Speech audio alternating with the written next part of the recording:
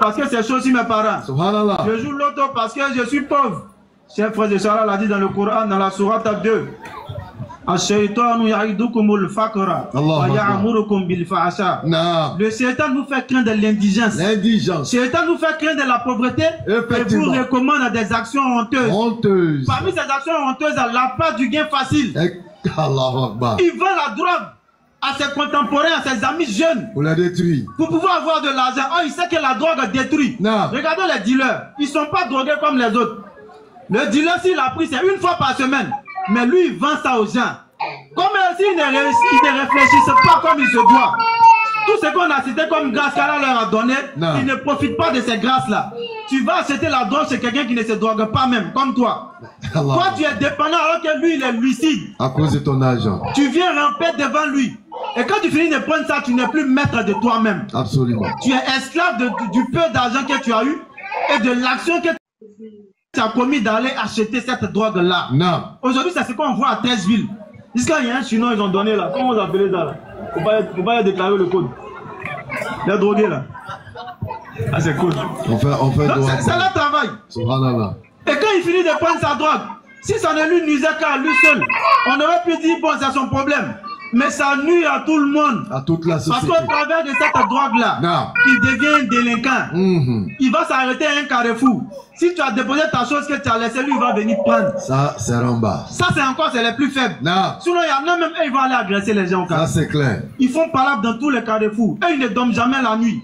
Ils veillent toutes les nuits.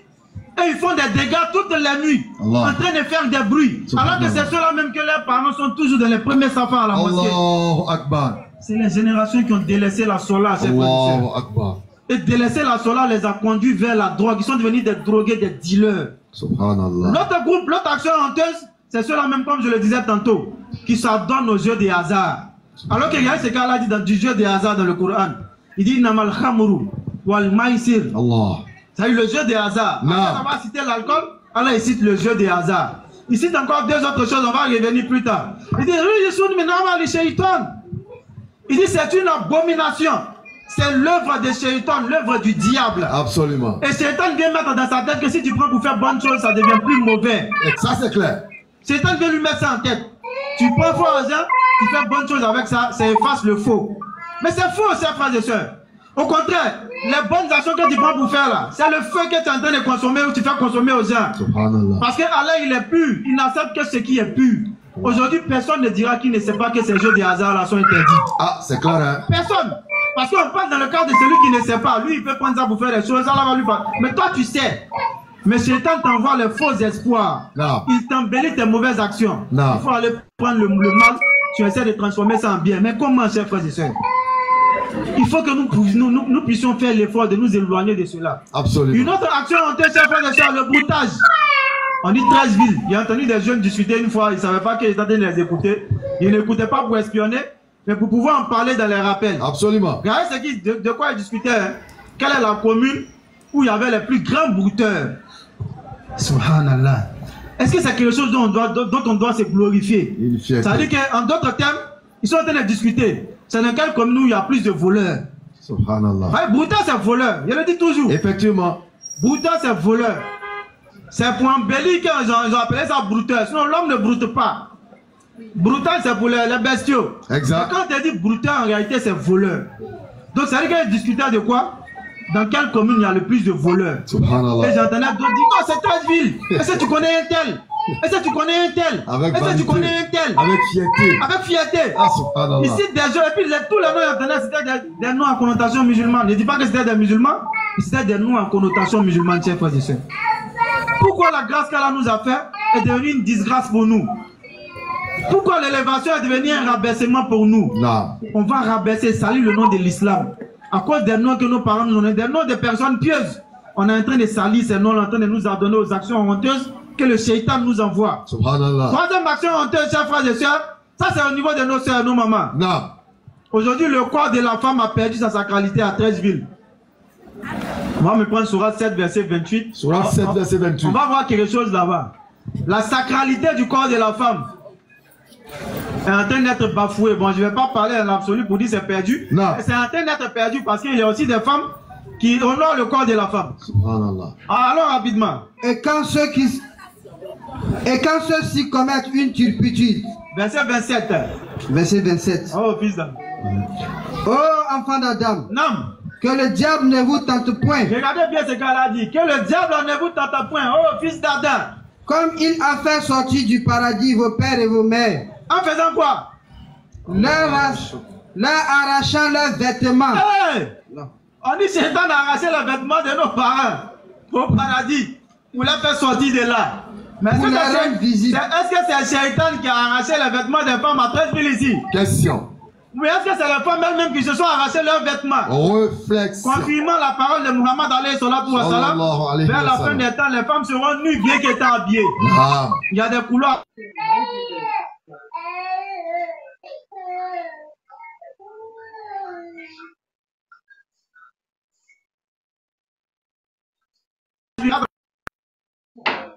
C'est-à-dire que c'est des femmes qui sont nues bien qu'elles étaient habillées. Parce que ce que le vêtement est censé faire, à savoir recouvrir le corps, ça ne joue plus ce rôle-là chez ces femmes-là, chez ces jeunes filles-là. Pas du tout. Et tout ça, nous le voyons dans une commune où on a fait la grâce d'implanter beaucoup de mosquées. Beaucoup de mosquées. Une commune à majorité musulmane. Non. Mais regardez ce qu'on voit. Parce que le shaitan, il s'attaque plus aux endroits où il y a le plus la religion. Effectivement. Comme nous voyons dans un pays voisin. Où il y a le plus la religion, Shaitan fait en sorte que la fitna qui est là-bas est pire que dans les autres endroits. C'est pourquoi, jeunes de 13 nous devons nous réveiller. Shaitan est en train de prendre le dessus sur nous. On va chuter sur ça, vous donnez la parole à mon frère. Shaitan est en train de prendre le dessus.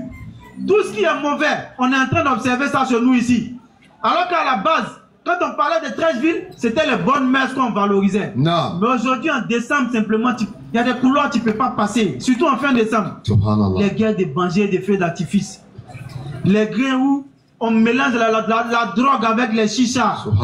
Tout ça, on le voit aujourd'hui dans notre commune, chers frères et sœurs. Il est temps qu'on se réveille. Il est temps qu'on se réveille, jeunes de 13 villes.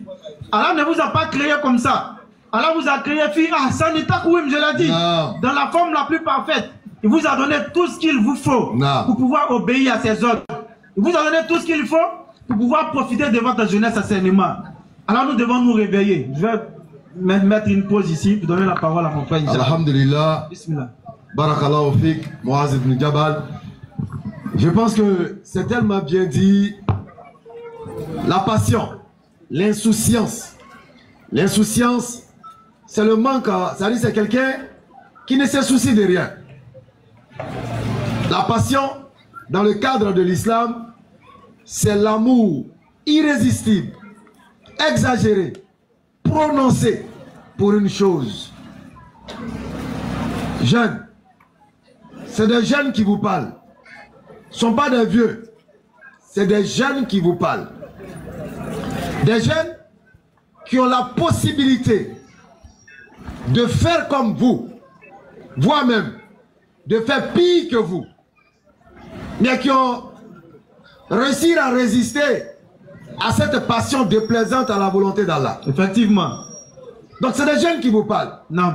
Vous devez attendre au travers de notre voix l'esprit de la prise de conscience, clair, de la réforme et de la conformité, effectivement, à ce que Allah subhanahu wa ta'ala souhaiterait que l'on soit. C'est clair. En tant que musulman, surtout en tant que jeune. Non. Le prophète alayhi salatu wa salam, il avait des jeunes autour de lui. Effectivement. Ils se sont aimés, ils se sont pratiqués, et ils ont vécu sainement. Allahu Akbar. Nous ici, on est encore jeunes, on a le temps, effectivement, de nous reformer, de nous conformer. Mais la situation moderne est en train de nous bouffer. C'est clair. Ça nous bouffe tellement qu'on s'est dit que si tu ne rentres pas dans le système, tu es un gawa. Effectivement. On a tellement peur d'être indexés comme des gawas, on est obligé de faire comme eux. Pourtant, ils ne sont pas mieux que nous qu'ils considèrent comme gawa. Effectivement. Et le gawa d'Allah, il n'y a pas l'homme plus heureux que le gawa d'Allah. C'est clair. Hein? Le gawa d'Allah, il n'a aucune pression sur lui. Effectivement. Il se réveille le matin, il a fait sa prière de sourd, il a fait ses doigts, il sort calmement, il va à son activité. Si une mouche ne s'est pas assise sur son bagage, il sourit et puis dit Alhamdulillah Rabbil Alamin. Allahu Akbar. Voilà le Gawadala. Effectivement. Il ramasse son bagage, tout souriant. Et puis il rentre chez lui à la maison. Non. Il rentre, il lance la salam au fraternel à sa famille.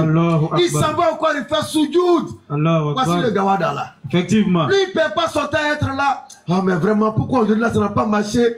Vraiment, chez chacun, tout a marché. Non, le Gawadala, il est tranquille. C'est clair. Parce qu'il a déposé toute sa charge dans la main de son Seigneur. Effectivement. Asmunallahu wa ni'mal wakil. Quand le Gawadala, lui, il a fini de dire ça là, quand il s'est débarrassé, c'est clair. Il n'a plus d'angoisse. Effectivement. Le Gawadala n'a pas pression. C'est clair. Il n'a pas pression d'aller prendre drogue pour se sentir yéré. Il n'a pas besoin d'aller fumer chicha pour se sentir garçon. Pas besoin de ça. Le Gawadala, quoi, il est tranquille dans sa tête. Effectivement. Il n'a pas de pression de samedi. C'est clair. C'est-à-dire, quand lundi commence, il réfléchit comment il va aller dans le plus grand bar de la place. Il n'a pas les moyens, il fait quoi? Vraiment. Il va aller maintenant taper sur clavier, rentrer dans les petits mouvements pour collecter le petit jeton, taper le coton, aller dans le bar. Effectivement. Pendant ce temps, le Gawadala, il est là, il cherche à la vie, il regarde et puis il rit. Non. Il rit de tout ce bois. Parce que pour lui, ce n'est pas ça même qui est la finalité. C'est clair. Il recherche sa part dans la vie d'ici-bas en ayant la crainte d'Allah. Ah oui, le Gawadala. Allahu Akbar. Il est tellement tranquille. Aucune pression. Il vit à l'aise. Effectivement. Il vit sans complexe. C'est clair. Il n'est pas complexé. Effectivement. Il est tranquille avec tout ce qu'Allah lui a recommandé. C'est clair. Il dit Allah, tu as dit, moi j'ai obéi. Effectivement. La passion aujourd'hui est la chose qui nous détruit. C'est clair. Nous allons permettre à Al-Hussein de nous lire la sourate 17, le verset 36. Bismillah. Et puis on va lancer un peu le rouleau compresseur. Inch'Allah. Je crois que Moaz a mangé beaucoup de temps, comme d'habitude. Mais on va, Inch'Allah, jongler le reste. Alors qu'il n'est même pas allé à la moitié de mon développement. Sourate 17, le verset 36. Tu es obligé de couper. Vous savez, les esprits communiquent. Moi, de chez moi, je n'avais ni lui et moi là-bas, on a communiqué. Effectivement. J'ai été surpris de le voir aborder le pan de la passion de l'insouciance. Non. Quand il a dit la passion, il a dit Allahu Akbar. J'ai dit, mais attends, j'ai dit que j'allais parler de la passion. Alors. Mais voilà que moi, on ne sait pas quoi. Moi, je parle de la passion. Effectivement. C'est ça, l'esprit sincère. C'est clair. La sincérité de l'esprit, même dans le firmament du spirituel, communique. Effectivement. Parce qu'on sait qu'on vient face à des jeunes. Non. Et la passion, c'est ça qui nous tue. Sourate 17, le verset 36. أعوذ بالله من الشيطان الرجيم ولا تقف ما ليس لك به علم إن السمع والبصر والفؤاد كل أولئك كان عنه مسؤولا ولا تمش في الأرض مرحا إنك لن تخرق الأرض ولن تبلغ الجبال طولا كل ذلك كان سيئه عند ربك مكروها. Et ne poursuis pas. Et ne poursuis pas Ce dont tu n'as aucune connaissance. ce dont tu n'as aucune connaissance. Lui, La vue et le cœur. la vue et le cœur. Sur tout cela, On sera interrogé. en vérité, on sera interrogé. Les versets du Coran, on leur conteste. Et les versets du Coran sont aussi adaptés à des contestes. Ici, Allah il nous dit, la vue, nous serons interrogés. Allahu Akbar. Mais pourquoi on sera interrogé? Question, réflexion. Pourquoi? Allah va nous rappeler le pourquoi de notre interrogation sur tous ces éléments. Dans la sourate 30, le verset 30 à 31. Allahu Akbar. Allah nous dit, Dirige tout ton être il dit, consacre, il faut consacrer tout ton être. vers la religion exclusivement Tout pour ton Allah. être, il faut consacrer tout ton être vers la relation exclusivement pour Allah. Telle est la nature qu'Allah a originellement donnée aux hommes. Ailleurs, vous allez entendre, tu aimeras le Seigneur ton Dieu de tout ton cœur, de toute ton âme, de toute ta pensée. Effectivement. C'est la même chose. Consacre tout ton être à Allah. Allahu Akbar. Telle est la nature que Allah a originellement donnée aux hommes. Effectivement. C'est pourquoi il a dit dans la sourate 17, verset 36, que nous serons interrogés sur toutes les parties de notre corps. Effectivement. Continue. Pas de changement à la création d'Allah. Pas de changement à la création d'Allah. Voilà la religion de droiture. Voilà la vérité, voici la droiture. Mais Non, la plupart des gens ne le mais la savent pas. plupart des gens ne comprennent pas. Ils ne savent pas que nous serons interrogés sur toutes les parties de notre corps. La main va attester de ce qu'elle a fait. Revenez repentant vers lui. Revenez repentant vers votre Seigneur. Craignez-le. Craignez-le. Accomplissez la salat Accomplissez la salat. et ne soyez pas parmi les associateurs. On va positionner la sourate aussi sur le verset 119. Vous voyez que Allah nous rappelle que tout notre être doit être consacré à lui et pour lui et à lui seul. Nous n'appartenons à personne d'autre que lui seul. C'est clair. Donc, toutes les parties de notre corps doivent être amenées à adorer Allah. Exclusivement. À adorer Allah. Non. En exclusivité. Allahu Akbar. C'est à lui que nous appartenons. Sourate 6, verset 119. Sourate 6, verset 119. Allons-y. Qu'avez-vous à ne pas manger dessus quoi le nom d'Allah a été prononcé? Non. Alors qu'il vous a détaillé ce qu'il vous a interdit, à moins que vous ne soyez contraints d'y recourir. Non. Beaucoup de gens égarent sans savoir par leur passion. Non. C'est ton Seigneur qui connaît le mieux les temps. Beaucoup de personnes se garent sans savoir par leur passion. Beaucoup de personnes se garent sans savoir par leur passion. Parce que la passion, c'est quelque chose de tellement subtil, on ne s'en rend pas compte. C'est-à-dire, il est fait, très fait. Souvent, tu ne te rends même pas compte que tu es dans la passion. Effectivement.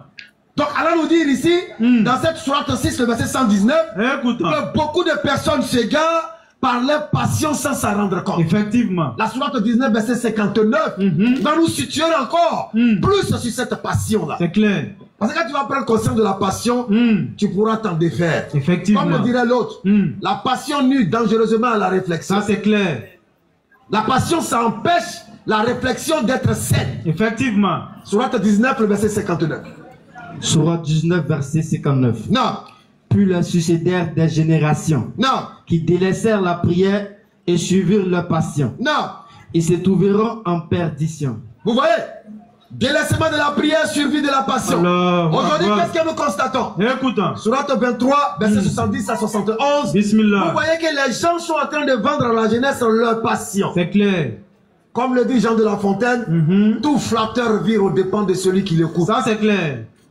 Lorsque le renard a voulu prendre le fromage du corbeau, il a dit au corbeau ce qu'il voulait entendre. Effectivement. Il a dit au corbeau ce qui pouvait plaire au corbeau. De sorte que le corbeau a ouvert sa gueule et le fromage est tombé. Clair. Il a pris le fromage et puis il est parti. Et en partant, il lui a dit, mon frère, tout flatteur vire aux dépens de celui qui l'écoute. Effectivement. Donc les gens aujourd'hui, pour avoir leur gain dans la poche de la jeunesse, on leur propose leur passion. C'est clair. Exemple. Allons-y. Oh, jeune, fêtez Noël. Effectivement. Fêtez Noël. Oui.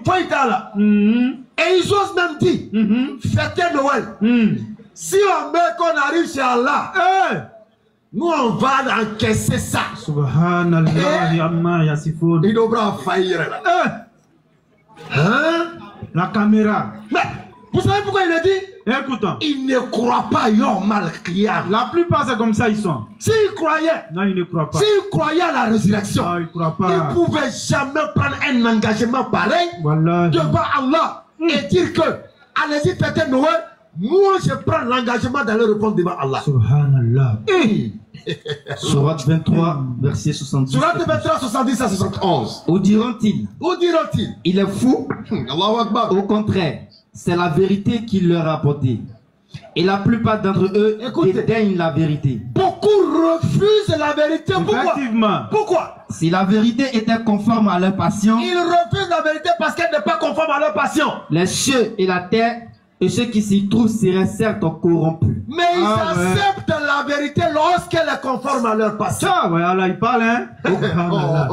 Au contraire, nous leur avons donné leur rappel, mais ils s'en détournent.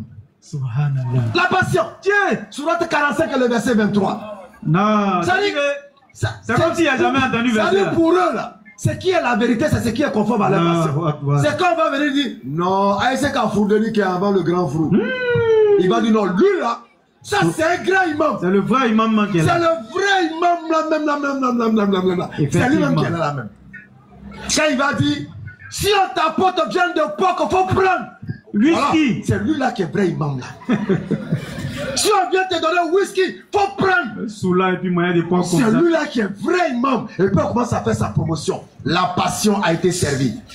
Sourate 47, verset 23. Ils n'accepteront la vérité que lorsqu'elle sera conforme à leur passion. Subhanallah. Ce sont ceux-là Non. qu'Allah a maudit, Allahu Akbar. a rendu sourds, Écoutez a bien. rendu les yeux aveugles. Non. Qui? Ce sont ceux-là. Qui? Ce sont ceux-là Non. qu'Allah a maudit, Non. a rendu sourds et a rendu leurs yeux aveugles. Sourate 45, le verset 23. Sourate 47, verset 23. Monte à 22. Sourate 47, verset 22. Non. Si vous vous détournez, Non. ne risquez-vous pas de s'aimer la corruption sur la terre Allahu et de Akbar. rompre vos liens de parenté? Ce sont ceux-là qu'Allah a maudit. Sourate 45, verset 23. Vois-tu celui qui prend sa passion pour sa propre divinité? C'est quel verset? Sourate 45, verset 23. Tu as dit 47, 23. Bismillah. Sourate 45, verset 23. Sourate 45, verset 23. Vois-tu celui qui prend sa passion pour sa propre divinité? Vois-tu celui qui prend sa passion pour sa Propre divinité. Allahu Akbar. Est-ce que vous comprenez un peu? C'est pourquoi il faut faire attention à la passion. Effectivement. Parce que quand la passion arrive à un certain degré là, Allah dit que ça devient quoi? Une divinité. Allahu Akbar. Mais si ta passion devient une divinité, tu es tombé dans quoi? Shirku. Tu as associé ta passion à Allah. Associationnisme. Vous voyez comme c'est subtil, non? Effectivement. Oh, il y a des gens, leur passion, ça dit lui là. Tant qu'il ne boit pas un verre de gourou, il n'a pas lui-même. Effectivement. Même s'il doit rater prière, lui doit prendre ça. Donc il faut faire attention à la passion. Effectivement. La passion ne doit pas être, disons, la vérité ne doit pas être forcément conforme à notre passion. C'est clair. Et les vendeurs d'illusions savent que pour avoir l'homme, il faut dire ce que son âme désire. Aujourd'hui, Internet a fait ouverture pour eux. Il y a un qui a dit, il faut goûter avant de marier. Tout le monde est parti dans son église. C'est vrai. Qui n'est pas goûté? Ah. Qui ne veut pas goûter? Ah. Si quelqu'un te dit, hey, pour marier une femme, il faut goûter avant de marier. Ça, c'est la facilité. On allait être ma frère, regarde. Maman, il allait être chanter dans son église. Ah. Il allait chanter là-bas. Aura l'espoir. Aura l'espoir. Parce qu'il offre à ta passion. Effectivement. Il te donne une porte d'ouverture. Et puis, il te permet d'aller à fond. Parce que c'est des gens en réalité qui, souterrainement, ils servent le diable. Subhanallah. Qu'Allah nous en préserve. Amin. Comme nous sommes pris par le temps, on va procéder directement à la série des questionnaires, Inch'Allah. Assalamu alaikum wa rahmatullahi wa barakatuh. Barakallahu fikum.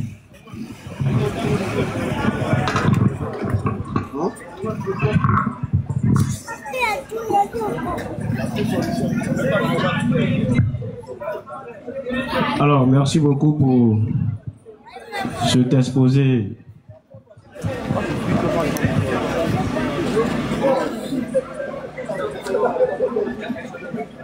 Alors, assalamu alaikum wa rahmatullahi wa barakatuh.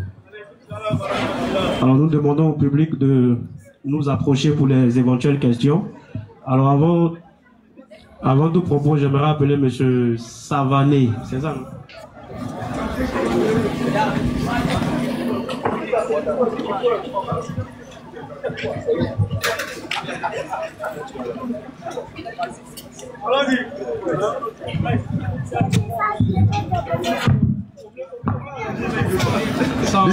Moi, je vais pas poser une question, mais je voulais étaler un problème. Si vous pouvez me donner des produits, des choses, des conseils. Place bien le micro. Ok. Par exemple, comme ça, moi, je m'en vais à l'école. À l'école, il y a des réalités. Ok, moi, je m'en vais à l'école. À l'école, il y a des réalités, il y a des trucs qui se passent là-bas. Mais étant des musulmans, on ne peut pas faire. Donc, par exemple, comme ça, il y a un hadith du prophète qui dit quand deux musulmans se saluent, Allah pardonne les péchés. On a chaque prendre, c'est ça plus seulement qu'aux hommes. On passe saluer une femme dans la mer. Mais arrivé à l'école, il y a la mixité. C'est-à-dire, on mélange les hommes et les femmes ensemble. C'est sur plusieurs formes. Par exemple, nous, comme ça, on a compris, c'est pas bon, donc ça s'appelle femme. Voilà. Maintenant, il peut arriver que dans un travail de groupe, on vous mélange. Vous pouvez travailler, aller pêcher aussi, un truc comme ça. Maintenant, tu peux expliquer à certaines personnes, bon, moi je suis pas comme ça, ils vont te comprendre, à d'autres aussi là. Ils vont te dire, bon, tu es wahhabia. Ok. Bon, dans ce cas-là, genre, nous, on peut faire quoi pour éviter ça?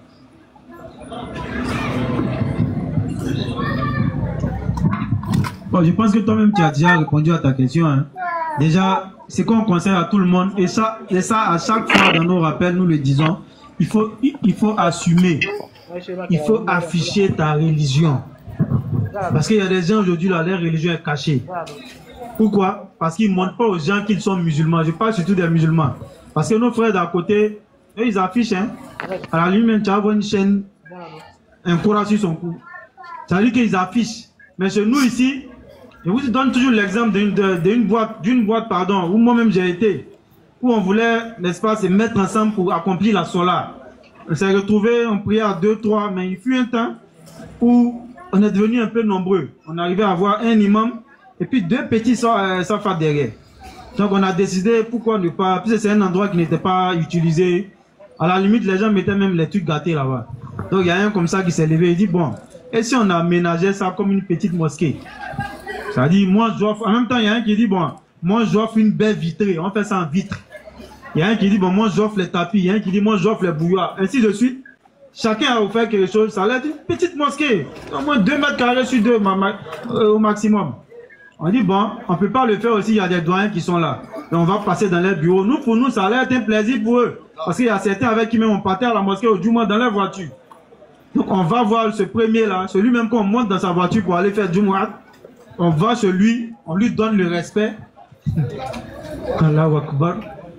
Il nous montre son tapis. Il dit voilà moi-même mon tapis, j'ai pris dans mon bureau. Il dit ici on est venu, c'est une société, on n'a pas à venir prier ici.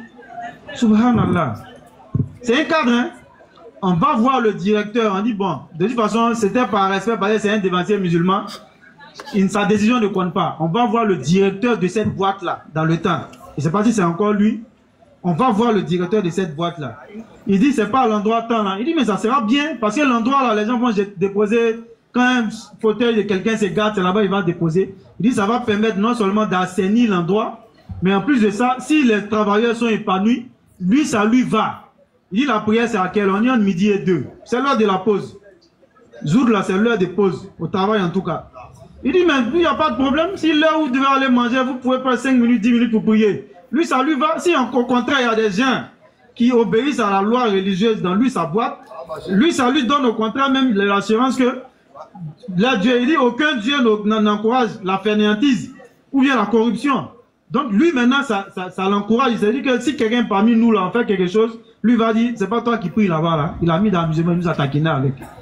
Effectivement, mais si tu fais que c'est pas toi qui vas prier à chaque fois là-bas. Donc tu vas faire attention à comment tu marches désormais en entreprise. Parce que tu as mis le spirituel devant. Mais ce dernier-là, il voulait nous décourager en nous montrant son tapis, en nous disant que lui-même il prie dans son bureau. Et le directeur, il précise, il n'est pas musulman. Il n'est pas musulman, il n'a jamais été musulman. C'est lui-même qui a encouragé. Je pense même qu'il a dû offrir même des bouilloires, quelque chose comme ça. Entre lui et puis le PCA. Il y a un qui a offert des bouilloires, tout ça. C'est sa contribution. Priez pour moi. Pourquoi? Parce qu'on a essayé d'afficher notre religion. Ça a donné aujourd'hui lieu à la mosquée, même si nous autres on n'est plus dans ce coin-là. Tant que les gens vont prier par la grâce de Allah, nous on en a mérite parce qu'on a participé. Non. Donc, il faut afficher ta religion partout où tu te trouves. Quand tu affiches là, personne ne va venir te mettre face à ce que ta religion interdit. Avec humilité. Parce qu'on le dit toujours. Non. Tout le monde sait ce qui est interdit dans la religion de tout le monde. Ça c'est clair. Aujourd'hui là, le non-musulman sait ce qui n'est pas bon sur le musulman. Tout le monde sait. Parce qu'il y a tout le monde aujourd'hui pour s'informer. Donc si les gens savent que lui là c'est un musulman, il fait l'effort de respecter sa religion, il y a des choses face auxquelles ils ne vont pas te mettre. Effectivement. Ça c'est une clarté. Donc si tu le fais, tu se trouves que tu es dans une position de contrainte. C'est là que je dis que c'est toi-même qui as déjà répondu à la partie. Tu dis qu'il y a certains à qui tu peux dire et puis voilà, ça passe, ils vont comprendre. Mais si tu te retrouves dans une position de contrainte, la contrainte fait tomber l'obligation. Donc là, dans les limites de ce que tu peux faire pour limiter les dégâts, tu le fais puisque tu es dans un établissement laïque. Tu fais ce que tu as à faire, mais tu limites les dégâts. Parce que la contrainte, ce qu'il faut préciser, parce que souvent, on prend la contrainte comme argument. Alors que lorsqu'Allah il parle de la contrainte dans la sourate 5, verset 3, je crois, il dit faites-le, mais sans exagérer, sans dépasser. Effectivement. Ça veut dire que toi, tu ne fais pas avec plaisir. Tu fais même le cœur meurtri, Non. Ya Rab, c'est parce que je suis contraint qu'il est ici dedans. Sinon, ça ne me plaît pas. Mais quelqu'un qui dit qu'il n'est pas content d'être dedans, est-ce qu'il va abuser? Non. Il va pas abuser. Donc tu vas faire dans les limites de ce qu'on t'a obligé à faire. Ok. Tu finis, tu quittes dedans. Non. Voilà. Et maintenant, il faut travailler, il faut étudier pour pouvoir être un cadre demain. Quand tu seras un cadre là, il y a tout. certaines choses que tu pourras aider les jeunes musulmans à éviter. Parce C'est que ça. toi, aujourd'hui, tu es sur les bancs, tu vois que c'est pas bon pour les jeunes musulmans.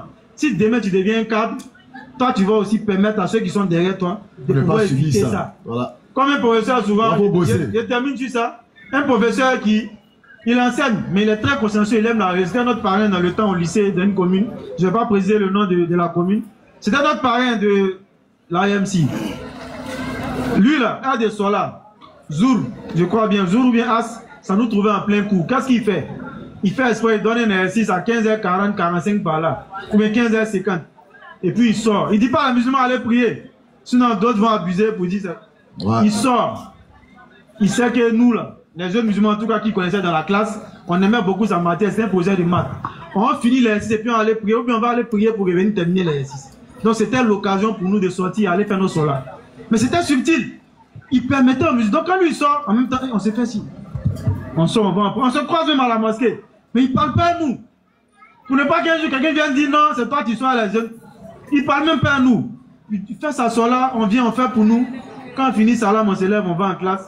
Il tue un peu le temps. Quand il finit sa salam, au moins 5 minutes, le temps que nous on puisse rentrer avant lui. Après, il venait nous trouver là-bas. Pourquoi? Parce que c'était un musulman. Il a travaillé, il a vu les difficultés que lui il avait quand il était sur le banc. Donc il épargnait aux jeunes musulmans d'avoir ces difficultés-là. Il nous permettait de faire nos solas. Donc c'est pourquoi en tant qu'un jeune musulman, tu dois être parmi les meilleurs. Non. Quand on dit les 3 premiers, sinon les 5 premiers, là. Faut être dedans. Toi, ton nom doit être dedans. Comme ça, quand tu finis ça là, demain, il faut comment tu peux aider ceux qui sont derrière. Quand on donne la compréhension. Ah. Merci beaucoup. Ok, merci beaucoup. Donc, jeunes musulmans, bossez. Voilà, devenez des cadres, des super cadres pour faciliter la religion à ceux qui viendront après vous, Inch'Allah. Bismillah. Ok, il y a un frère qui demande, qui dit qu'il a lu le Coran dans la sourate 39, verset 6. Et dans ce verset, on dit que Allah a créé l'homme dans 3 ténèbres. Voilà, donc il a vraiment besoin d'explications. Le verset. Lisez le verset.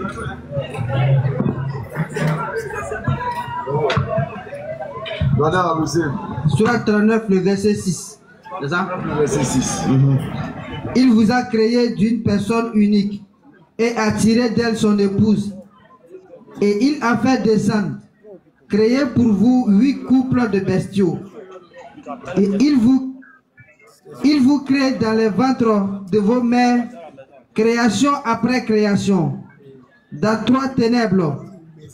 Tel est Allah, votre Seigneur. À lui appartient toute la royauté. Point de divinité à part lui.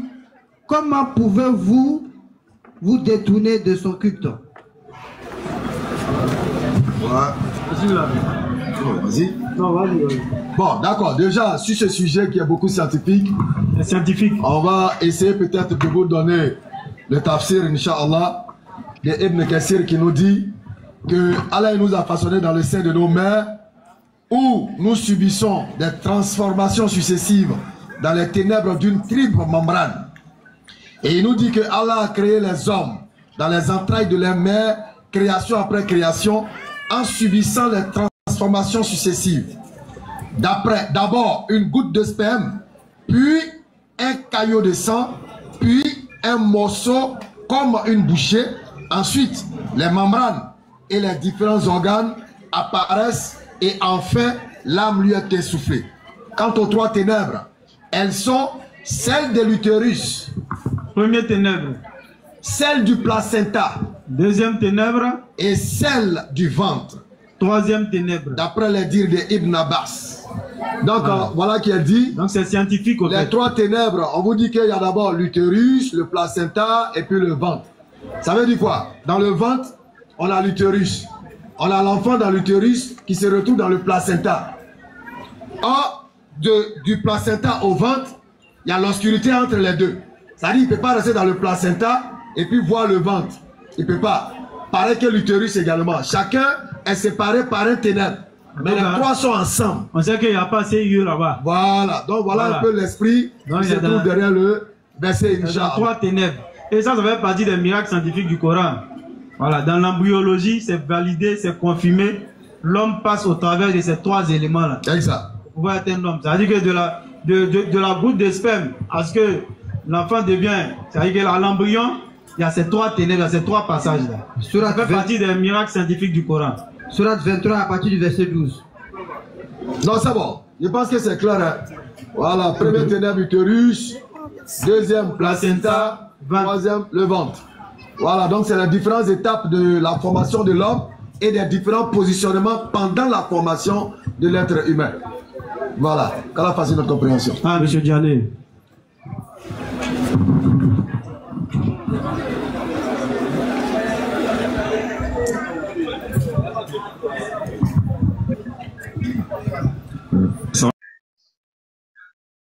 Wa alaykum salam wa rahmatullah. Vous allez bien, j'espère. Alhamdulillah. Alhamdulillah, qu'Allah nous préserve. Amen. En fait, il y a quelqu'un qui m'a posé une question en fait, mais je ne savais pas comment répondre. Voilà, donc la question est la suivante. Étant musulman, est-il permis de participer à la construction d'un lieu de culte chrétien?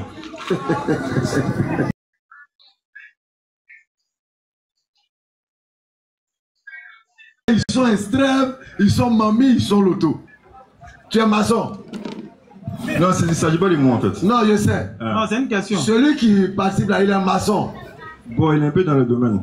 Non, je voulais savoir, il est maçon, bien il est aide-maçon, bien il est quoi, je sais pas. Voilà, il ne sait pas. Ah, bon là, si il est maçon, c'est un autre cas. S'il n'est pas maçon, ça aussi c'est un autre cas. Mais de toute façon, entraînez-vous dans le bien.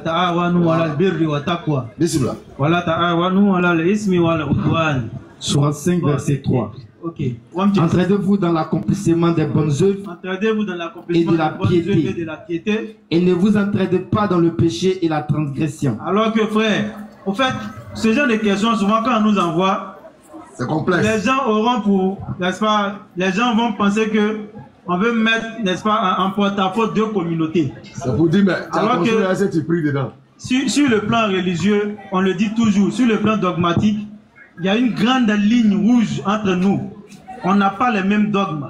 Mais sur le plan humain, on cohabite. On fait des transactions ensemble, on s'aime comme étant des voisins, on se fait du bien, on s'assiste, nous et les autres communautés qui vivent ici.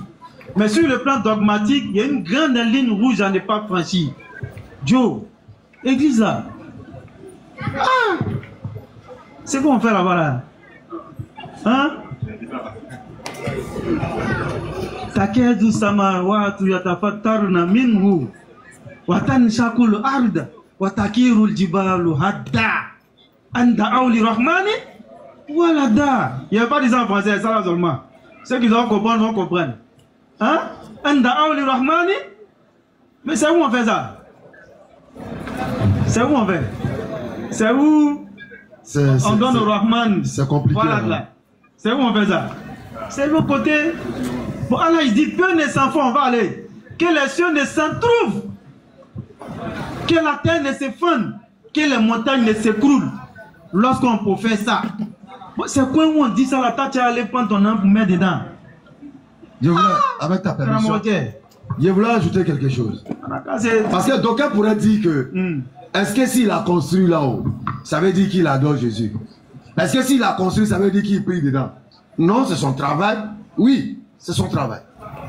Le fait de construire ne veut pas dire qu'il est devenu chrétien ou bien il est devenu adorateur de Jésus. Ça, c'est une évidence. Mais en même temps, le jour de la résurrection, il y a certaines personnes qui porteront leur fardeau et le fardeau d'autrui. Comprenez, non? C'est-à-dire, il va couper la proie en deux, puis chacun va prendre sa part. Tu es maçon, c'est ton travail, c'est ton gagne-pain. On te donne un contrat de construction d'une église. D'aucuns diront, mais s'il va construire là, ça veut dire qu'il est devenu chrétien. Laissez-le, il va construire. C'est son travail, il va gagner son pain. Tu as construit. Tu as pris ton jeton, tu es parti. Tu n'es pas devenu chrétien, tu n'es pas devenu adorateur de Jésus. Rien. Tu es dans ton coin. Maintenant, après ta construction, Des fidèles vont rentrer dans le temple. Ils vont faire une pratique cultuelle. Est-ce que ton métier n'a pas contribué à la construction du bâtiment? Oui. L'action que Radio Lira, est-ce que c'est conforme à la parole d'Allah? Non. Si c'est un péché, si c'est un haram, la pratique qui est faite à l'intérieur, à savoir que Jésus est fils de Dieu, il est Dieu, il est mort en tant que Dieu, il est ressuscité, on dit tout ça dedans. Si c'est haram, tu as ta part dedans ou bien tu n'as pas ta part dedans. Salam alaikum. C'est une évidence. Alaikum salam wa rahmatullah. Donc, quelle est votre conclusion? Voilà un truc. Hein? Votre conclusion, une conclusion. Conclusion. Oui. C'est ça qu'on a dit là. Attends, il y a le petit verset là encore. C'est conclusion là, t'as dit là. Attends, il y a le petit verset là. Est-ce que tu as ta part dedans selon l'islam?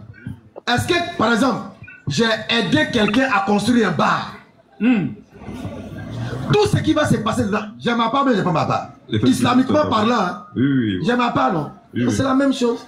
Okay. Si j'ai aidé à construire le temple, tout ce qui va se passer, qui n'est pas conforme à la parole d'Allah, j'ai ma part, mais j'ai pas ma part. Si, vous avez. J'ai ma part, donc Joe. Voilà. Donc, il faut qu'on soit clair. Voilà. Je le répète encore. Sur le plan dogmatique, il y a une grande ligne rouge à ne pas franchir. Sur le plan humain, nous, les musulmans et les autres communautés, on cohabite, on s'aime, on fait les transactions, on fait tout. Mais là, il s'agit de notre âme, du salut. Il y a ce que notre religion nous dit de faire, il y a ce que notre religion nous interdit. Sur ce plan-là, on ne peut pas le faire pour faire plaisir à qui que ce soit. Ça, il faut qu'on soit clair. Donc voilà, les versions ont été données, les positions ont été données, que chacun regarde, chacun a la raison, chacun saura comment... Choisis, Baba, rencontre personne. Tu veux travailler, va travailler, prends ton jeton. Mais ce qui va se passer dedans, que dit l'islam? Pour une personne qui pose une action, et dans cette action, les gens font le mal. Quelle est sa part? Il gagne ou bien il ne gagne pas? Et il savait que ce mal-là allait se faire là-bas. C'est pas comme s'il ne savait pas. Il sait, en connaissance des causes. Par exemple, bar là. Tu n'as pas dit que c'est pour aller, ça pour aller boire thé là-bas. Ah, dans l'autre côté là, tu n'as pas dit que tu ne sais pas ce qui se fait là-bas. Donc tu sais ce qui donc tu le fais en connaissance des causes.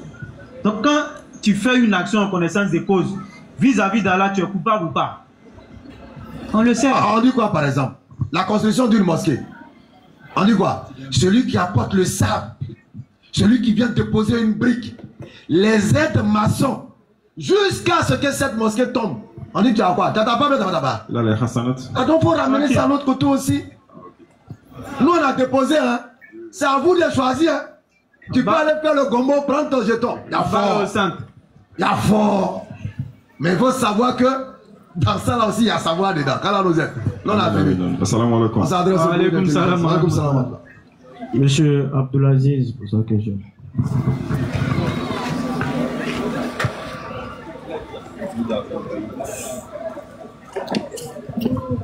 Salam alaikum wa rahmatullah. Bon, moi je fréquente une école catholique, chrétienne. Maintenant dans cette école, parfois on nous oblige d'aller à l'église. Maintenant en ce moment-là, qu'est-ce que moi je dois faire? Bosco ici. Non, faut pas citer, faut pas faire des publicités gratuites. Non, on n'est pas des managers. Et bien on dit ici, on va voilà, ils vont nous faire moins 2 en conduite. Bon, quand on va là-bas, dans l'église, c'est pour aller faire quoi? Ah, prier. Hein, donc tous les élèves. Ça dit, ils imposent ça. Quoi. Tous les élèves doivent forcément aller prier là-bas. Ouais. Mais est-ce que c'est orienté de l'État? Ah, je sais pas. C'est privé, non? C'est privé. Ouais, c'est privé. C'est pas l'État qui affecte là-bas. Non, ouais. Bon, ça maintenant on va s'adresser aux parents. Non, mais moi. Parce que si c'était, je viens. Si c'était l'État qui affectait, il allait dire, mais est-ce que l'État sait ce qui se fait là-bas? Est-ce que l'État sait? C'est comme si les écoles islamiques, comme l'école qui porte le nom de la BAM là, où on allait inaugurer vers Korogo là. Ah oui. Dans le village de Sénofo là. Ouais, en tout cas vers Korogo là-bas. Ouais. Il y a une école qui porte notre nom là-bas par la grâce d'Allah. Non. Cette école là, elle est laïque. Mais on enseigne l'islam là-bas. Mais il n'est pas imposé que tous les élèves partent à la mosquée à 13h. Pourquoi on va faire ça? Pourquoi on va faire ça? On va jamais dire tous les élèves doivent aller à la mosquée à 13h. C'est pas possible. Si on va introduire un enseignement qui éclaircit l'islam pour les élèves, ça peut se faire. Comme un cours facultatif. Mais dire qu'il faut qu'à 13h tous les élèves prennent l'ablution pour aller à la mosquée, je pense que les gens vont enlever L'État même va arrêter même de mettre les élèves là-bas parce que ça a été donné à l'État. L'État envoie des élèves là-bas. Donc si c'était affecté de l'État, j'allais dire que les élèves musulmans de cet endroit-là doivent voir leurs parents qui doivent avoir recours à l'État. On envoie notre enfant pour aller étudier, pas pour aller apprendre une religion. C'est clair. Donc si on doit l'obliger à aller faire un culte qui est interdit dans sa religion, je pense qu'il y a problème. L'État ne doit pas les affecter là-bas. Sinon, dans le formulaire, on doit le dire. Comme tu dis que c'est privé et que c'est les parents qui vont inscrire, là, c'est aux parents on va s'adresser. Et ils cherchent quoi? Les parents, là, ils cherchent quel nom? Il faut déjà les informer sur ce qui se passe. Voilà. Je suppose qu'ils sont au courant. Ouais, on suppose. Ils cherchent quel nom? Tu prends ton enfant pour aller donner. Le jour de la résurrection, tu auras problème, le parent qui le fait. En même temps. Prends ton enfant, allez le mettre dans une école où à chaque heure, ils vont le prendre, il n'a qu'à aller adorer Jésus. Et non, le parent, ça c'est le parent qu'on accuse. Avec ta permission. Bismillah. En même temps qu'on accuse le parent, il faut interpeller aussi la communauté musulmane. On allait y venir. Il faut l'interpeller dans quel sens? Nous devons vulgariser aussi des écoles laïques. Ouais. Des écoles laïques où on va aussi recevoir des personnes où des jeunes pourront pratiquer leur foi, en même temps étudier l'école française. Bien sûr, il le faut. Donc il faut vulgariser ça aussi, mais si on ne le fait pas, souvent aussi ceux qui le font, dans l'école là même, tu es débat. Tu es découragé même. La tenue des élèves, de la manière même ils sont entassés. Il n'y a même pas d'hygiène. Tout est bizarre. Donc il faut aussi revoir ces côtés-là. À Treichville ici, il y a beaucoup de personnes à qui Allah appelle la grâce de la fortune. Warti la chat Treichville. Warti la chat. Mais il y a beaucoup qui préfèrent mettre les jetons même dans leur conneries. Voilà une aubaine. Voilà une aubaine. Construire des écoles musulmanes laïques où les enfants apprennent le Coran, la religion, en même temps ils apprennent les trucs de l'Occident, etc. On va affecter d'autres qui ne sont pas musulmans et puis ça existe. Il y a l'école, l'établissement Hine. Hine, ouais. Il y a Hine qui est, Masha'Allah, qui reçoit des élèves qui ne sont pas musulmans, mais qui ne les oblige pas à faire les éléments de l'islam. Non. Parce que nous, on est contre ça. Nul contrainte en religion. Jamais. Tu vois? Donc, c'est aux parents de voir en même temps, à ceux qui ont les moyens, penser à construire des établissements. Il y a beaucoup de mosquées à Treichville, c'est bon. Construisez des écoles dignes de ce nom. Avec, en tout cas, toute la structure nécessaire. Toutes les commodités. Voilà, toutes les commodités, en tout cas, pour que nous puissions avoir aussi des établissements vulgarisés un peu partout où on peut mettre nos enfants. Nous tous, on a ce problème-là. Nous tous. C'est clair. Donc, on a besoin de ça. Moi, j'avais eu ce problème-là. Mes enfants, l'école la plus proche, c'était une école évangélique. Il y avait comment? Ah ouais. Ils allaient les mettre là-bas. Après, on vient à la maison d'un temps, il est vivant. Il est vivant, il est vivant. Tu as dit quoi? Il faut dire. Il est vivant. Non, c'est ça, on a chanté. On l'a fait chanter ça avant de commencer le cours. Dès qu'on a dit que il a tiré les messages et les mettre au bout là-bas. C'est mieux. Je dépense dans le transport, mais je préfère ça. Donc demandons aux gens vulgariser les établissements. Je le dis toujours. Ah, tu ris. Vulgariser. Bah lui, c'est un peu. Vulgariser les établissements. Mettez votre argent dedans. Vous n'allez pas perdre. Et si c'est l'argent là, vous voulez là, vous allez avoir votre argent. Vous avez l'école. Construisez. Les gens payent l'inscription. Vous allez avoir votre argent. Non, vraiment, Baba.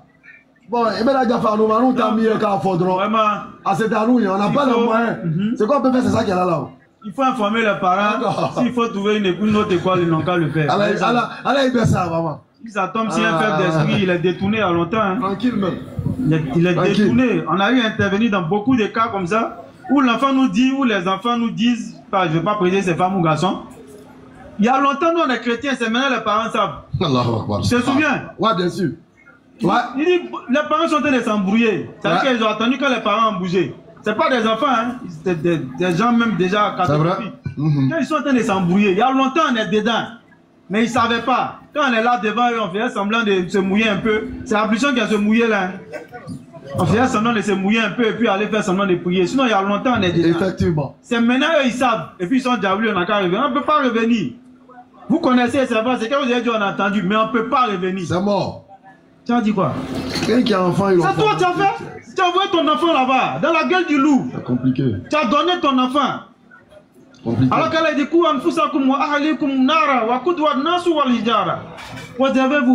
protégez-vous et préservez-vous, vous et vos familles, d'un feu dont le combustible seront les hommes et les pierres. Si ton dogme dit ça, pas tu dois mettre ton enfant là-bas. Si l'enfant il est faible d'esprit, c'est fini. Hein? Je sais que d'aucuns diront, mais nous on a fréquenté les écoles catholiques, on a devenu catholiques. Hey, l'exception ne fait pas la règle. Parler des faibles. L'exception ne fait pas la règle. Faut jamais tenter. Attends, quand on sont tenté de Kabako, non, moi je peux. Et c'est une règle en islam. Une voie qui mène vers l'obéissance, ça dit qu'avec la désobéissance, pardon, la voie la même interdite. Ça, c'est la règle en islam. Ça dit si commencer quelque chose au début, c'est pas bon. Et la chose est bonne au début. Mais que ça peut déboucher sur quelque chose qui est mauvais, on dit qu'il ne faut même pas commencer. Allah. Ça, c'est la règle en islam.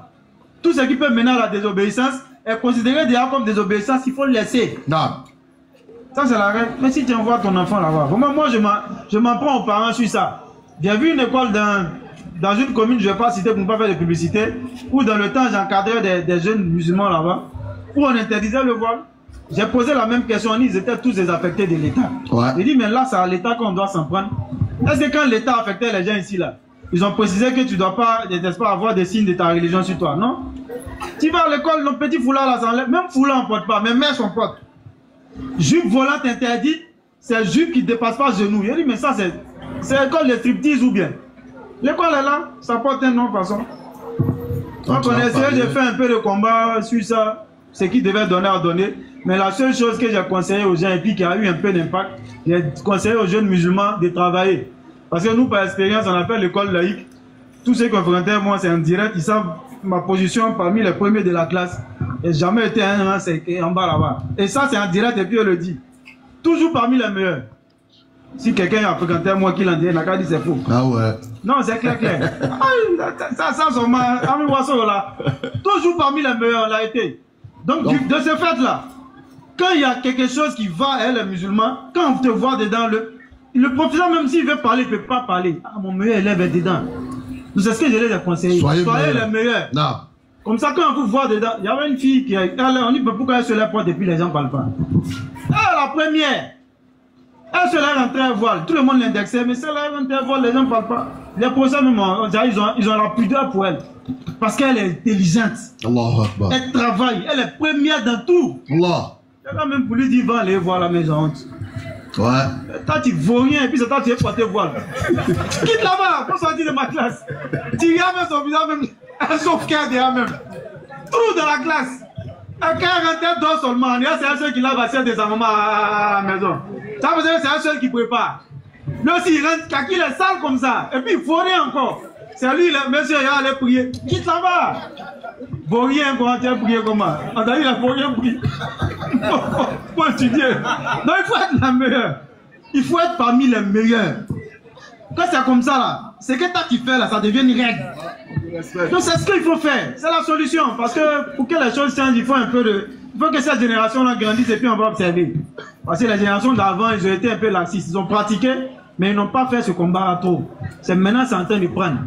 Donc, c'est cette génération, votre génération-là. Quand vous allez arriver, c'est vous, on va regarder. Est-ce que vous allez changer les choses derrière?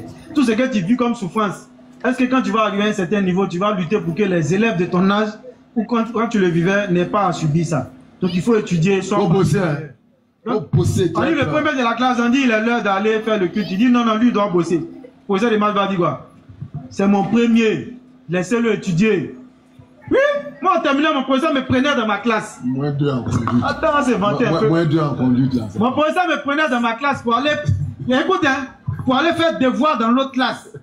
Pour voir un peu. Non, il dit le niveau est bon. Donc, je dois faire un devoir. Professeur de maths. Mais c'est Téti Albin. Je le salue au passage. Il me prenait dans ma classe pour aller faire des devoirs. Non, on n'est pas du nom de l'école. Pour aller faire des devoirs dans l'autre classe. Pourquoi? Parce qu'il était son premier. Pour quelqu'un est là-bas, là, il va montrer à ceux qui sont là-bas que ouais, mon premier de TD temps. Montrer que ouais, ça dit lui il va se voir sur un mois quoi. Il vient là-bas et puis il chicote encore, il y a meilleure note là-bas. Mais tu penses que si moi je dois sortir pour aller faire cela, lui il va me dire quelque chose. Non, il ne peut pas. On met ici son tableau, on m'interroge même pas, il dit monsieur moi il a fait. Mais là il me répond, il fait. Mais non, pourquoi? Il dit c'est mon premier, vous dites quoi? Silence radio. Et c'est ce qu'il faut faire. Quand tu as le meilleur, tu as des privilèges. Non. Il faut être le meilleur. Parce que c'est notre dernier mot, sois le meilleur. Qu'Allah te préserve et qu'Allah vous préserve, Inch'Allah. Ok, lors de l'une de vos conférences, par rapport aux fêtes de fin d'année, voilà, vous avez dit qu'on ne peut même pas souhaiter bonne fête à ceux qui les fêtent. Alors qu'il y a certains imams qui disent le contraire. Donc, qu'en dites-vous? Bon, lui, selon celui qui a posé la question, il y a une contradiction. Voilà. Vous voulez nous mettre forcément à porte-à-faux avec... C'est ce deux imams là. Ceux qui ont souhaité, ceux qui ne devaient pas souhaiter n'ont pas souhaité. On a dit ici, ceux qui ne sont pas complexés vivent leur foi. Les gawans d'Allah, ils sont tranquilles. Maintenant, ceux qui sont trop hier là, ils ont souhaité la bonne fête. C'est fini, on avance. On ne va pas revenir là-dessus. Lui, il a dit on souhaite. Nous, on a donné notre Dali. Joe, c'est déposer libre arbitre. Libre arbitre. Si tu veux souhaiter, tu souhaites. Si tu ne veux pas souhaiter, tu ne souhaites pas. Assume-toi. Il faut assumer ta responsabilité. Il ne faut pas cacher toujours ta responsabilité derrière les dits d'autrui. Arrivé à un moment aussi là, toi-même là, il faut assumer ta responsabilité. Allez, Farada. Prochaine question.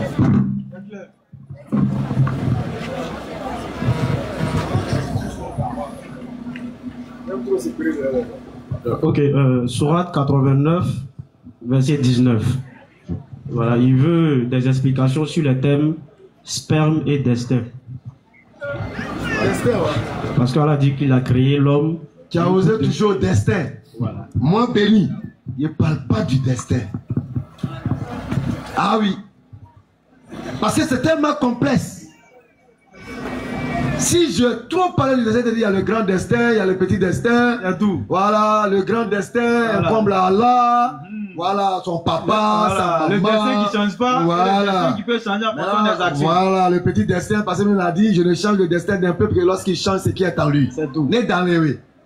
Parce que le destin là, c'est profond. Destin, la connaissance entière du destin appartient à Allah. C'est que nous, on peut dire ça, c'est ce qu'il a dit là. Le destin qui ne change pas, le destin qui change. L'autre qui ne change pas, où tu as quitté ton papa, ton teint, ta couleur, si tu es sorti à 2 bras, ou bien un bras, tu ne vas jamais avoir 2 jusqu'à ta mort. Si tu es sorti à 1 œil, ah, couleur là, c'est compliqué. Si tu es sorti à 1 œil, tu ne vas pas avoir 2 jusqu'à ta mort. Maintenant, couleur là, il me demande si je suis sûr. Mais attends, je vais ici, les uns sortent clairs et les uns sortent noirs, mais après ils deviennent clairs. Tatoli. Voilà, ça ils veulent mélanger le destin quoi. Mais c'est pas bon clair là.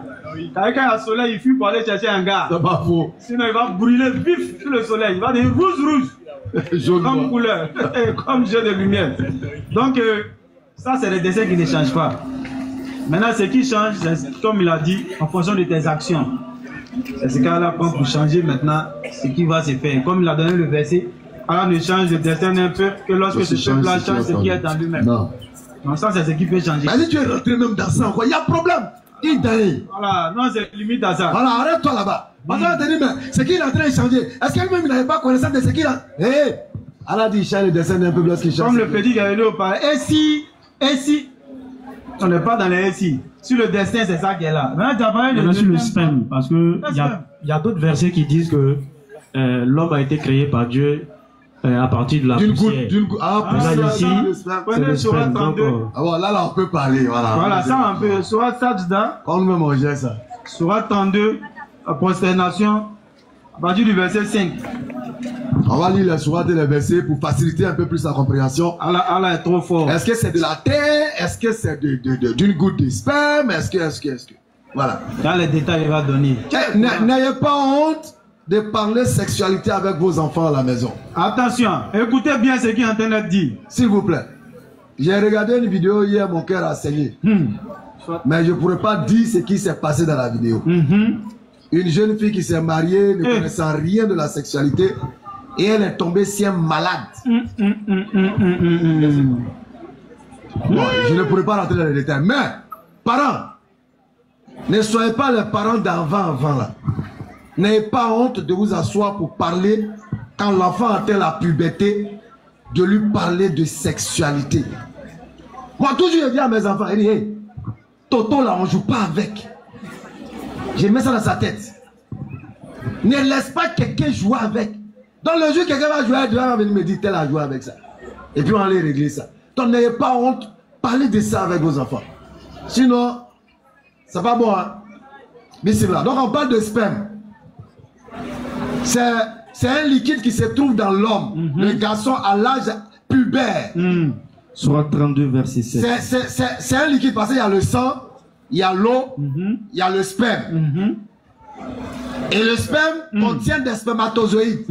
C'est ce qui permet, lorsque un homme va avec une femme, c'est pas garçon et garçon. Il dit un homme avec une femme, légalement constituée dans le mariage.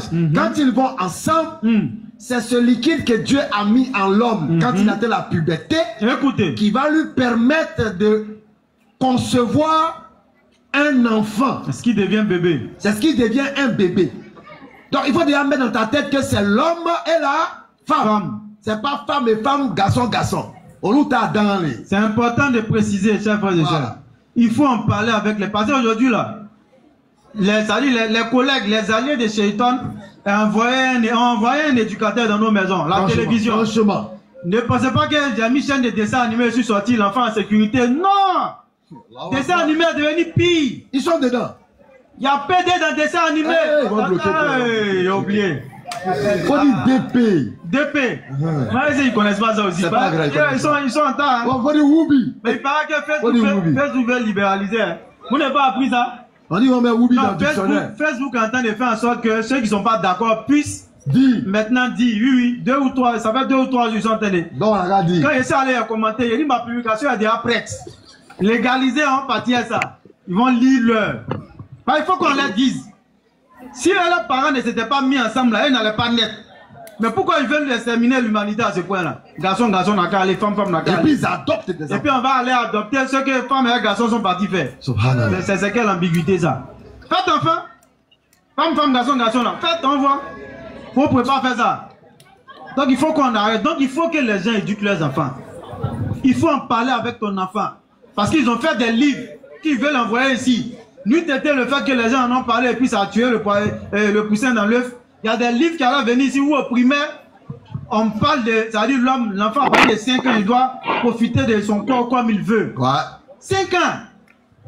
Tu dois user de ton corps comme tu veux, disposer de ton corps comme tu veux. Pourquoi? Donc l'enfant peut, excusez-moi, se masturber. Subhanallah. À partir de 5-6 ans déjà, on permet à l'enfant, on lui montre la masturbation. Subhanallah. Donc, dessin animé, l'enfant n'est plus à l'abri. Hein. Si tu mets dessin animé, c'est que tu es assis à côté et puis tu regardes. Dans dessin animé, ils vont mettre garçon, garçon vont s'embrasser, femme, femme vont s'embrasser. La famille lourde. Ceux qui jouent ces rôles-là, c'est toujours les meilleurs rôles dans les dessins animés. Comme on le voyait un peu dans les films avant, le gars qui est un peu efféminé, c'est toujours lui là, il a son petit chien. C'est lui qui est toujours l'ami de l'héroïne. Quand le problème, c'est celui-là vient pleurer. Il n'y a pas cité le nom de ces films-là pour ne pas faire de publicité. Mais on a vu des films ici par le passé, on regarde à 13h. Ils avaient toujours les bons rôles. Voilà comment ils ont fait rentrer dans nos têtes un peu. Et regardez avant, on ne pouvait pas aller dans les marchés et puis voir les Tchani Moussotiers là. On ne pouvait pas voir ça avant. Mais aujourd'hui, là, c'est nos soeurs même qui vont se tresser chez eux. On dit non, ceux-là, ils tressent bien. Hein. Mais ils ont mis ça dans nos têtes un peu. Jusqu'à ce qu'aujourd'hui, tu vois un gars même, un DP dans la rue et puis ça te dit rien même. Tu le regardes quoi? Avant, il y a 15 ans, 20 ans en arrière, tu vois un DP même, toi tu es mélangé. Tu le regardes discrètement, tu es étonné. Ça comprendre. Mais aujourd'hui là, c'est devenu comme rien. Pourquoi? Parce qu'ils ont mis dans nos têtes un peu. Donc parlez avec vos enfants. Ne vous fiez pas au dessin animé. C'est devenu plus dangereux qu'un film. Veillez sur vos familles. On va aller avec le sperme. Amen. Surat 32, verset 7. Surat 32. Qui a bien fait tout ce qu'il a créé. On parle d'Allah, il a bien fait tout ce qu'il a créé. Et il a commencé la création de l'homme à partir de l'argile. Allah situe les choses. Il a commencé la création de l'homme. Qui était le début de la création de l'homme? C'était notre père Adam. Donc il a commencé sa création à partir de l'argile. On continue maintenant. Puis il tira sa descendance. La descendance d'Adam vient d'une goutte d'eau vile. D'une goutte d'eau vile. Le sperme. Qui est le sperme. Voilà comment Allah il fait ces choses. Adam a été créé à partir d'argile. La descendance d'Adam a été tirée à partir d'une goutte d'eau vile, comme mon frère l'a expliqué tout à l'heure, qu'on appelle le sperme. C'est bon? Surat 23, verset 12. Allons-y. Nous Surat 23, verset 12. Nous avons créé l'homme d'un agile. Puis nous en fîmes une goutte de sperme dans un reposoir solide. Donc vous avez compris, l'homme a été créé d'argile. Ensuite, de l'argile ou dans l'argile, on a mis un liquide qu'on appelle le sperme dans un reposoir solide. Voilà, très solide même. Ça se casse pas comme ça. Très solide. Donc Allah nous aide, Inch'Allah. Comme on l'a dit, on a répondu à la question, mais surtout le sujet qui est tabou dans nos familles, là, il faut essayer de travailler sur ça. Parler de sexualité avec vos enfants, vos filles, vos garçons, en amusement, essayez de les éduquer sur ça. Sinon, dehors, là, c'est pas bon. Il y a trop de pervers. Voilà, il y a trop de dangers dehors. Il faut les éduquer. Il faut les préserver. À prendre conscience déjà du danger qu'il y a dehors. C'est clair. Voilà, qu'Allah nous préserve, Inch'Allah. Amen. Donc, bismillah. Modérateur. Inch'Allah. Vas-y, Mike. Bon, c'est pour dire simplement que désormais, la BAM 1781 donc reprend ses quartiers à Yopougon. Chaque vendredi donc au palais, nous avons une conférence hebdomadaire. Donc c'est le lieu, le moment d'inviter tous ceux qui nous suivaient dans le temps. C'est vrai, nous avons disparu un tout petit coup pour aller dans d'autres communes. Nous avons exploré d'autres communes, mais nous revenons à la base pour reprendre donc les hostilités. Merci. Yopougon Palais chaque vendredi 20h, 22h, Inch'Allah. Vous êtes tous donc invités. Effectivement. Alors le décor a été planté, on a parlé, on a essayé de s'exhorter, parce que c'est ce qu'il y a de plus meilleur. C'est clair. Faites le rappel, parce que le rappel permet à l'âme de se reformer, de se conformer. Et en tant que jeunes, nous devons comprendre que notre jeunesse n'est pas la fin de toute chose. C'est clair. Et d'ailleurs même, une fois qu'on est, d'après ton phytologue, une fois qu'on est, on n'est pas trop vieux pour mourir. Effectivement. Donc pour dire quoi aux uns aux autres, restons fermes dans notre foi. C'est clair. Il n'y a pas une autre vérité derrière l'islam. Effectivement. C'est pourquoi vous voyez, toutes ces difficultés-là sont des épreuves. Parce qu'Allah, il a dit, croyez-vous que vous êtes musulmans sans que nous vous éprouvions? Allahu Akbar. Ah, il a dit, nous allons vous éprouver comme on a éprouvé ceux qui ont vécu avant vous. Tout ce qu'on peut lui demander, Allah ne nous donne rien qu'on ne puisse supporter. Effectivement. Soyons fiers d'être musulmans. Soyons fiers d'être musulmans. C'est clair. Conservons notre foi. Effectivement. Pratiquons-la comme il se doit. Exhortons-nous dans le bien.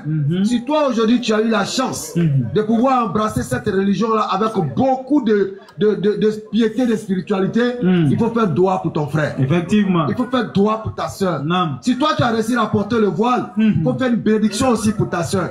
Il faut l'aider à emprunter cette voie-là. Ne te ris pas, ne te moque pas d'elle. C'est clair. Ok, donc faut toujours faire des bénédictions. Parce que toute bénédiction nous reviendra aussi comme un boomerang. C'est clair. C'est ce que Allah il a dit.